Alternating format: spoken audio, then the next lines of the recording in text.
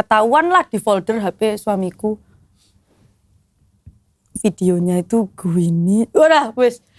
Aduh pusing aku ngelihatnya. Mual gak bisa makan. Hah? Topless? Kalau topless lah cuma gini tok ya. Itu tuh yang sampai melet-melet gitu loh. Nggak pakai apa-apa? Iya, dibuka gini. Gini terus ke bawah digini-giniin. Dia sendirian? Iya.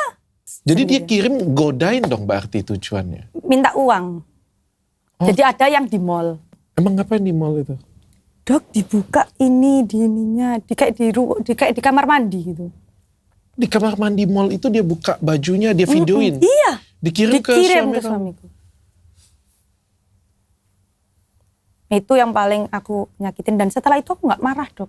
Maksudnya gak langsung tak chat dia gak. Tak somasi. Kamu somasi? Cantik banget kamu ya. Tak somasi karena kita gak mikirnya kayak ya kita somasi. Kamu somasi apa? Ya somasi tentang mengirim perselingkuhan itu sama video itu. Oh, oke. Nah, terus setelah itu, tapi kan namanya disomasi itu kan pasti ada yang dirugikan toh dok. Suami kamu bilang apa? Ya udah mohon-mohon jangan-jangan dok. Aku gak ngurus, udah gak dengerin gitu loh maksudnya.